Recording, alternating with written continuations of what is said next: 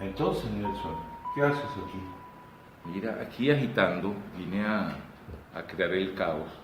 O sea, yo creo que solo el caos conduce a un orden más caótico y esa es la idea.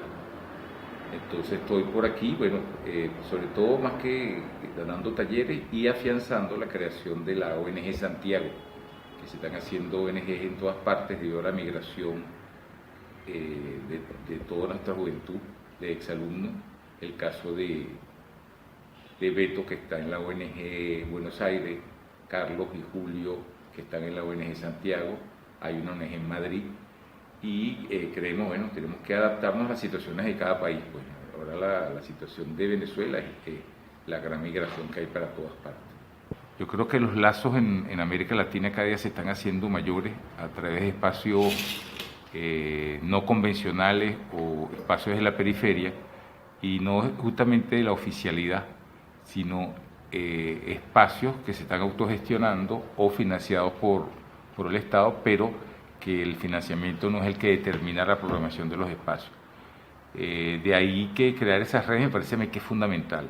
En toda América Latina, el caso por lo menos en Buenos Aires está Espacio Sur, que a su vez apoya la ONG Buenos Aires. Aquí estamos trabajando con Espacio O, con la gente de La Perrera. O sea, hay una cantidad de espacios donde uno se identifica de nuevas maneras de organizarse al margen de la oficialidad.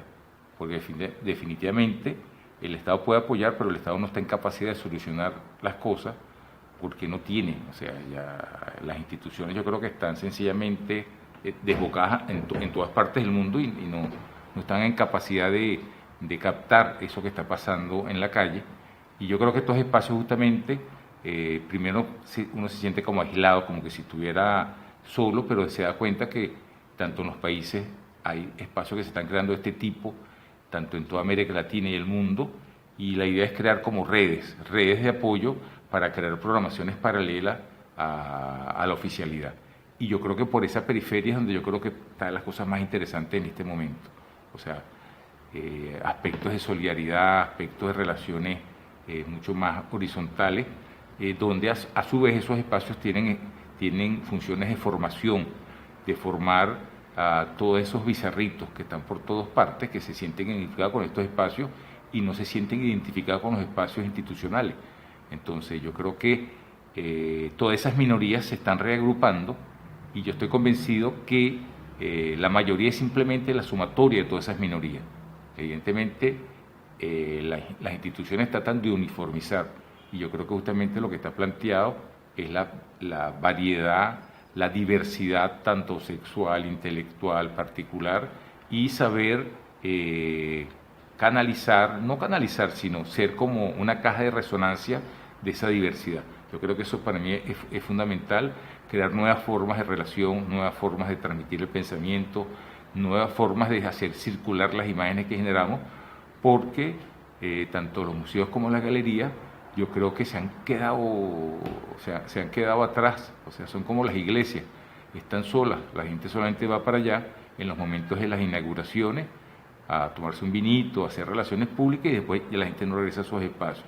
Entonces hay que crear espacios donde pasen cosas, espacios que sean como casa, que tengan esa calidad del hogar y donde se respete esa diversidad que yo creo que cada día nos sentimos menos identificados con las opciones que te da el Estado y el poder, que definitivamente lo que hace es castrar el aspecto individual.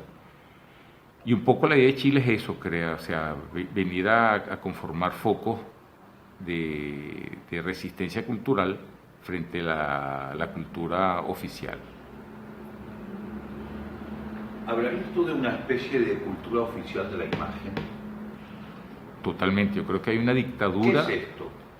Esto es una revista que sacaron aquí en Chile, primera vez que me sacan a mí una revista así, y en este caso es que donde yo creo, si tú sabes usar también ciertas financiamientos y donde no te censuren el contenido, yo creo que es importante. Yo creo que no puede ser tan así tan purista si uno sabe usar cierto financiamiento para que no te censuren y que no intervengan en los contenidos, es válido, sabiendo sobre todo en la parte de contenido, o sea, hacer circular lo que la oficialidad no haría circular.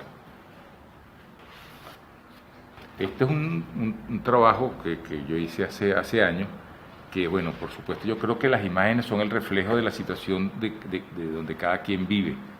Esta serie de Pensamiento Único es una serie de fotografías donde yo denuncio el problema de la dictadura que vive en mi país a través de Máscaras de Chávez, donde el pensamiento único se ha ido radicalizando cada vez más y la gente tiene máscaras de Chávez, como decir, todos somos Chávez. Bueno, después que se murió sigue la imagen insistente de los ojitos de Chávez en todas partes, y es esa cosa del pensamiento único, donde yo tengo la razón y más nadie tiene derecho a opinar de manera diferente. Cuando entraste acá y pasaste por D21, te encontraste con la obra de Carlos Gallardo. Sí, me encantó la obra de Carlos Gallardo, además le veo una gran similitud al trabajo que se hizo en El Techo de la Ballena en Venezuela, cuando había muchísima represión, que hizo Carlos Contramaestre, que era el homenaje a la necrofilia. Ahí es donde yo veo que en el arte latinoamericano hay una sincronicidad. Todo lo que se sabe no es lo que es. La historia evidentemente está parcializada, obras como la de él, como El Techo de la Ballena, sencillamente la oficialidad trata como de apartarle, eso no existe. Y me encanta esa relectura del pasado de una manera crítica. A mí esa obra me parece fantástica, me impresiona que no sea una obra fundamental en el arte chileno. Es que es una obra fundamental, pero poco conocida. Exactamente. Hay cosas que son fundamentales y que prácticamente no se conocen. Y uno de los grandes asuntos ha sido justamente reponerla en circulación. ¿Ah? En este momento hay también una exposición en la galería de Isabela Ninat, donde se exhibe la obra de Elías Adasme, que es del año 81, 82 también. Es decir que hay un interés por releer unas obras que han sido significativas, pero que han sido invisibilizadas. Eso ha sido importante. Pero lo que yo deseaba preguntarte era sobre tu trabajo. ¿Qué estás haciendo ahora en Santiago? ¿Un seminario? Mira, yo estoy haciendo ahorita una serie de talleres en diferentes partes, con diferentes colectivos. Acabamos de terminar una con el colectivo La Revuelta, que dirige Sumiko Murai, que el taller se llama Sueños Húmedos. Es trabajar sobre el problema de la sexualidad, y más en este momento en Chile, donde hay todo ese problema del acoso sexual, y eso yo creo que es fundamental. Y además estoy haciendo como un balance. Yo hace como 8 años hice aquí un taller que se llamó el Claustro, un claustro que se hizo en Valparaíso.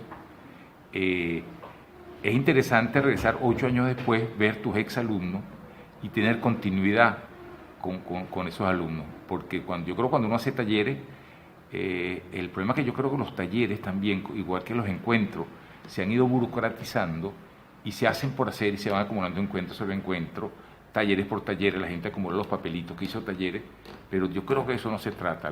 Lo ideal en la parte de educación y en los talleres es que haya continuidad, o sea, seguimiento de los trabajos. Yo creo que a veces el Estado invierte mucho en fuegos artificiales, en encuentros y eso, pero no están haciendo un balance de decir qué está quedando de esos encuentros. Estos talleres son talleres que le llega a la gente, como yo siempre digo en mis talleres. A mí lo que me interesa es qué pasa detrás de los ojos de mis talleristas. Si tú no llegas detrás de los ojos, no le llegas a cosas así. Si tú haces un taller conmigo, en la noche no duermes. Si duermes, el taller no funcionó. O sea, yo creo que también los talleres se han burocratizado, o sea, simplemente se hace un pensum, se dan clases. No, yo creo que los talleres tienen que ser una inversión a futuro. A mí me encantaría, estamos en el 2018, regresar en el 2028 y saber qué pasó con todos esos talleristas con que yo di clases. Porque dar un taller es invertir a futuro, es sembrar nuevas posibilidades de expresión en los talleristas. Y entonces ahora me voy para Atacama mañana, entonces dar talleres fuera de Santiago, descentralizar un poco el conocimiento, pero continuidad, o sea, talleres que no tengan continuidad no tienen ningún sentido. Y crear ya lazo, o sea, una cosa que ha sido extraordinaria en estos 8 años, de los que hicieron el claustro de Valparaíso, 2 personas han ido a la ONG Caracas. Ahí es donde empezamos, ahí es donde sigue la formación. Porque entonces van para Caracas, de repente empiezan a circular en Buenos Aires. O sea, el conocimiento se da con el viaje. Yo creo que hay que invertir en la interrelación. Los viajes no pueden ser simplemente para hacer turismo cultural, sino para crear redes entre la gente, y yo estoy convencido que eso tiene un valor de formación extraordinario. O sea, muchas publicaciones, poco contenido. Eso también es una cosa que balance. Los libros que se están publicando, cómo están circulando, el problema de la circulación. O sea, hay que hacerse una cantidad de preguntas. Yo creo que a veces el Estado financia, pero no hace un balance del resultado objetivo, porque es una especie, toda la parte cultural del Estado es una especie de cosa paternalista que tiene un espíritu de culpabilidad. O sea, los intelectuales son unos incomprendidos, entonces el Estado tiene que acobijarlo. No, hay que exigir que ese balance. ¿Qué pasó con las inversiones culturales que hace el Estado? ¿Qué resultados objetivos? Y hay sistemas de medición que uno lo ve, pero ser mucho más crítico. Yo creo que el problema de la burocratización del Estado, o sea, empieza a ser una especie de mal neuronal. O sea, simplemente el balance es estadística, informe, un papeleo innecesario. O sea, pero se están olvidando del contenido del hecho cultural. Oye, pero hace 10 años tú no solamente estuviste en Valparaíso. No, yo estuve, después también regresé al Parque Cultural de Valparaíso, hice otro taller. O sea, yo tengo ya como 10 años viniendo a Chile. Yo llegué por primera vez, después de haber vivido aquí cuando era niño, del 67 al 68. Yo regresé a Chile realmente con la Trienal de Chile, con un trabajo también que me encantó, que hice con Andrea Ghosh, en los sectores mapuche, de hacer núcleos de formación fotográfico en los sectores mapuche. Y también de eso hay continuidad, o sea, es lo mismo. ¿Qué pasó con la Trienal de Chile? Balance, o sea, y hacemos Roma, y hacemos trienales cuatrienales y salones, pero, coño, tiene que haber mecanismo de continuidad. El Estado no puede estar invirtiendo si no hay resultados. Y te digo, todo ese trabajo con los sectores mapuche, tanto de Santiago como del interior, eso sigue. O sea, ahí se llegó a una cosa en concreto. Y no es una cosa estalinista, pero sí tiene que haber balance de resultados. O sea, no estadística, informes, papeleo, coño, en eso se va toda la energía. O sea, tenemos que medir cómo los individuos cambian. O sea, qué generaciones estamos formando, quiénes quedan de esas generaciones, qué herramientas le tenemos que dar a esas, o sea, menos papeleo y más contenido, es lo que yo me parece que es importante. Y en ese menos papeleo, más contenido, por ejemplo, ¿qué me podrías decir de estas primeras imágenes de tu libro? Mira, hay una cosa muy bonita en este libro, y el hecho de estar en Chile. En las primeras imágenes que yo publico en este libro fueron hechas aquí en Santiago de Chile en 1968, cuando yo era todavía un niño, y yo estoy muy ligado a Santiago. Yo cuando estuve en el 68, toda la época preallendista, había todo un movimiento cultural muy grande, y estas son imágenes que yo hice en Chile. O sea, yo estoy ligado a Chile por haber conocido y haber estado muy cercano a Nicanor Parra. Eso te marca para toda la vida. Entonces, y ahí es donde digo, bueno, este es mi primer libro, yo tengo 66 años y es mi primer libro. ¿Cuál es el apuro en publicar? ¿Cuál es el apuro de exponer por exponer? Yo creo que la cosa se ha ido invirtiendo, o sea, es como si una persona dice, bueno, es que a mí nunca me han publicado, ¿y por qué no me publican? Y dice, bueno, también dame el libro, que no lo he escrito. Coño, primero hay que escribir el libro para después ser publicado. Primero hay que tener obra para exponer o para hacer un libro. O sea, aquí a nivel mundial se está invirtiendo el valor de las exposiciones y las publicaciones. Tiene que haber más trabajo de taller, trabajo de continuidad, o sea, trabajo de permanencia. Yo creo que a nivel mundial hay una gran superficialidad del hecho cultural. O sea, nos quedamos en la superficie, en la forma, y no vamos al contenido investigativo y de aporte real de la obra. O sea, las obras fotográficas no pueden ser hechos decorativos para decorar casa. Y yo creo que tienen que ser, o sea, por eso yo mismo me defino como hacedor de imágenes, o sea, uno tiene que ser como el trovador que está haciendo las imágenes de una época, de una u otra manera. Una observación simplemente, en estos días he visto muchos videos de argentinos sobre, no digo argentino porque me tocó hacer una cosa sobre el arte abstracto venezolano. Entonces, una cosa que parecía broma también, y broma en el análisis de historiográfico, es como un arte neutro, un arte que corresponde al auge de esa oligarquía, todo lo que podemos imaginar en relación a esa construcción de neutralidad y a las críticas que hacía Marta Traba al arte venezolano. Entonces, tu trabajo es completamente no abstracto. No abstracto y forzado, es decir, de un barroquismo barroco, o sea, un manierismo fotográfico que desafía las leyes de la fotografía publicitaria, pensando en la historia venezolana también de la imagen, la construcción de esa noción de mis universo, que contrasta con todo también, es decir, has asumido una manera de abordar ese contraste, introduciendo la imagen sucia, es decir, respecto de ese pasado abstracto que se valoriza mucho, ¿no? Del arte venezolano, tú introduces la cochinada. No solamente la imagen del cochino, del cerdo, sino, como la cerdificación de la fotografía. ¿Cómo eso se construye en tu trabajo como estrategia global ya? Mire, yo creo que en Venezuela en particular existe una dictadura de la abstracción y una dictadura del formalismo y del cinetismo como tal, donde la fractura, el error, era una cosa así, o sea, nos ubicamos a nivel de una cosa internacional y había una negación al error, a la fractura, a la cochinada. Y yo creo que justamente cuando uno trata de romper una tradición que en Venezuela estaba ya como instaurada, como la dictadura del abstraccionismo, la dictadura del cinetismo. Además yo vengo de la militancia de izquierda, donde había también la dictadura del instante decisivo, la fotografía en blanco y negro, la composición impecable, el negativo completo, y yo empiezo a trabajar en color y a dejar que el error y las heridas aparezcan. O sea, es como una especie de reacción alérgica al formalismo.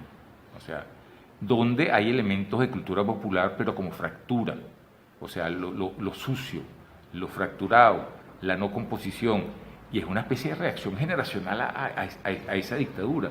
El derecho a expresar lo que yo quiera expresar sin calarme esas dictaduras de tradiciones de un país.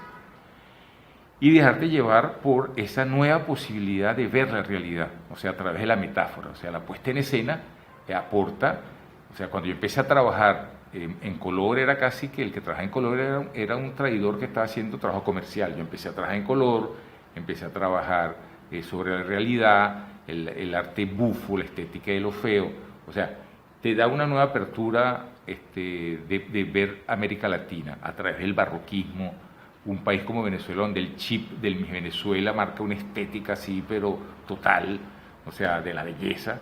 Entonces, el derecho a que los gorditos estemos en escena, lo grotesco, lo mal hecho, o sea, para mí fue una reacción casi generacional en contra del arte impuesto por el poder. Segunda cosa, no solamente eso, sino la relación con las tradiciones populares y a partir de eso una estética del plus católico o del plus catolicismo. Claro, sí, también en mi trabajo, o sea, yo por supuesto yo no vivo de mi obra, porque mi obra es una obra de fractura, no es una obra de mercado del arte, cosa que no me interesa en absoluto, pero casi durante 40 años yo he estado haciendo el levantamiento de todo el país, he publicado muchos libros sobre cultura popular y yo me nutro de ese quiche popular, de esa manera de asumir el color, lo popular, donde son otros códigos. pero asumiendo lo popular como hecho contemporáneo. El problema es que lo popular siempre se ha asumido como el pasado, la patria, la conservación de las tradiciones, pero no, el hecho popular es un hecho contemporáneo. Y yo me agarro de esos elementos contemporáneos y los meto también en mi fotografía, en las puestas en escena, en las reconstrucciones de Semana Santa. Es una maravilla las posibilidades y, en esencia, ese grito no populista. Pues yo creo que el problema, o sea, una cosa es lo popular y otra cosa es el populismo. O sea, donde hay elementos extraordinarios mezclados con el barroquismo, el hecho barroco de lo popular es impresionante. Y el manejo de color que justamente no está codificado, y entonces yo trato de descodificar los niveles de composición partiendo de elementos clásicos, que es lo más insólito, y del barroco, el barroco popular como un hecho que me parece que oferta muchísimas cosas. Y otro elemento importante es darle el derecho a la fotografía, quitarle ese yugo de que es la verdad. La fotografía, o sea, es totalmente subjetiva. Entonces introducir un elemento de metáfora dentro del hecho fotográfico de lectura simbólica que le da capas de lectura. O sea, donde la preconcepción de la imagen basada en estudio implica una elaboración de pensamiento simbólico que es interesante, donde tú mezclas elementos de la realidad con elementos simbólicos de otro tipo. ¿Qué libro estás haciendo? Mira, yo después del primer libro, que es un libro de bolsillo tradicional y eso, estoy trabajando ya en un libro ya de un carácter más personal, rompiendo un poco la estructura del libro de bolsillo, que es simplemente una acumulación de fotografías cronológicas, que me parece que no hace ningún aporte, pero también yo estoy harto de los fotolibros, el papelito, la cosita así, donde es pura forma pero no tiene contenido. Yo estoy convencido que el libro tiene que regresar al hecho de la lectura, o sea, no solamente al hecho visual, sino que también haya lectura. Entonces yo estoy tratando de estructurar primero un libro donde aparezcan millones de obras colaterales que no aparecen en los libros. Yo por lo menos tengo un trabajo de escultura, de instalaciones, que no salió en el otro libro, yo quiero poner eso, porque eso hace parte de mi obra. Yo tengo cuadernos donde trabajo y hago caligrafía con sangre de menstruación. Oye, pues eso también hace parte de mi trabajo. Pero entonces está por un lado las imágenes, pero yo quiero estructurar un libro donde hayan textos. Justamente estoy hablando con Justo para que se me hace un texto, estoy aquí justamente, la reunión es para convencerlo que me haga el texto y trabajar con los cuadernos de boceto. O sea, porque yo creo que el proceso creativo, por lo menos en la revista esta, salen los bocetos. Yo creo que aquí está la esencia de la imagen. O sea, la imagen no sale ¡pum!, así espontáneamente, sino hay todo un proceso de pensamiento. Dentro de ese proceso de pensamiento siempre se establece como el texto y las imágenes, o un texto introductorio. No, yo no quiero trabajar de esa manera. Yo quiero desestructurar el libro donde hay imagen y de repente entra un texto. De repente entra un texto de Justo Pastor Mellado, él habla la aproximación que él quiera hacia mi obra y salta con imágenes. De repente hay obras recortables que sean como ensamblaje fotográfico, hablar de la portada de otra manera, hasta el encuadre, el papel justamente. Lo voy a trabajar en papel papel de imprenta, porque yo creo que hasta la escogencia del papel, o sea, ¿por qué siempre papel glacé? Porque se ve más bonito, es el previo de la fractura. Yo quiero hacer un libro que sea casi como un libro tipo fanzine, con estética de fanzine, que hayan elementos que se incorporen, que haya papel bond, papel de imprenta, para cambiar de textura. O sea, un libro donde uno tenga una experiencia, mira, justamente un animal muerto, qué maravilla, que la encuadernación y que hayan obras adentro que tú puedas armar, recortar, obras armables. Entonces, por eso justamente estoy tratando de cómo hacer un libro.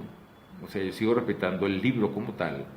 No quiero caer en el juego del fotolibro, que ya me tiene harto hasta aquí, la dictadura del fotolibro con papelitos, cositas así. O sea, y que sea de contenido, que la gente tenga el juego de lo recortable, pero haya contenido. Porque yo creo que la imagen, no solamente la imagen, es el pensamiento fotográfico. Y evidentemente, con un aporte de diferentes personas que vean la obra, es una cosa mucho más enriquecedora. En ese sentido, ¿tú tienes alguna relación con la poesía venezolana contemporánea? Sí, o sea, yo ahorita estoy muy relacionado y quiero también, hay una parte poética, hay una parte o sea, la idea es justamente trabajarlo de diferentes lecturas, es lo que quisiera trabajar. Y a nivel de diseño, también que ver otra intencionalidad, pero insisto, sin caer en la trampa del fotolibro.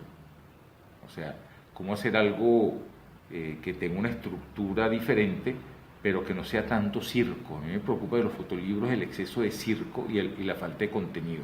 Quiero que sea un libro que sea interesante a nivel formal, pero que tenga contenido, que se lea. O sea, que tú puedas leerlo de diferentes maneras, o ver el libro, o leer el libro, y que sirva para una aproximación a mi obra. Que a mí lo que me interesa es que piense el otro de mi obra, y que sean diferentes maneras de aproximarlo, y además que sean personas que vengan de diferentes disciplinas. Eso es un poco la idea que estoy justamente armando ahorita, y que haya hasta visiones también, no solamente de Venezuela, sino bueno, justo por Chile, está Claudia Carrera, textos de venezolanos, para que sea una cosa mucho más interesante.